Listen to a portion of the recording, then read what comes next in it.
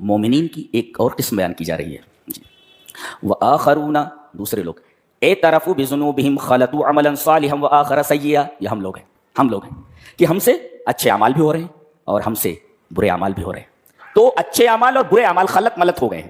ہم سے اچھے اعمال بھی ہوتے ہیں اور برے اعمال کا ارتکاب بھی ہو جاتا ہے. تو خلطوا عملا صالحا وآخر سیئا, یہ تیسری قسم ہے کہ جن کی برائیاں اور اچھائیاں مکس ہو گئی ہیں, اچھے اعمال بھی کرتے ہیں اور برے اعمال بھی کرتے ہیں. ان کے لیے کیا کہا گیا؟ یہ اپنے گناہوں کا اعتراف کریں. اعترفوا بذنوبہم, میرے رب مجھے اپنے تمام گناہوں کا اعتراف ہے, میں مانتا ہوں کہ مجھ سے یہ گناہ ہوئے ہیں, میرے رب تو مجھے معاف کر دے. ایک مفسر لکھتا ہے اعترف بذنوبک, اپنے گناہوں کا اعتراف کرو رب تعالیٰ کے سامنے.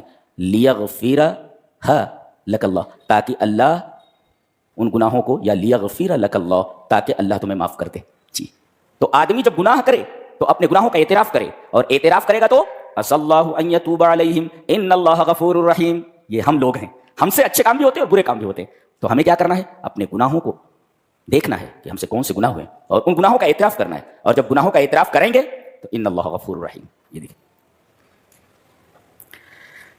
احنف ابن قیس ایک صحابی ہیں, کہہ رہے ہیں کہ میں نے جب یہ آیت پڑھی کہ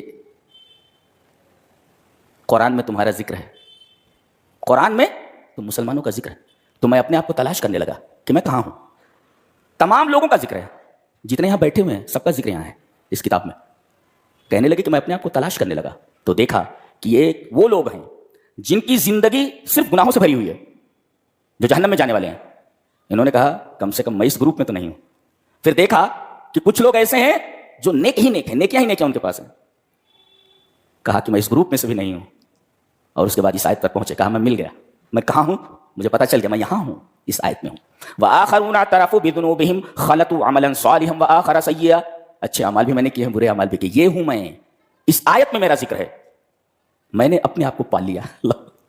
لہذا آدمی کو خود کو تلاش کرنا ہے تو قرآن میں تلاش کرے کہ میں کہاں ہوں, کس جگہ کھڑا ہوا ہوں.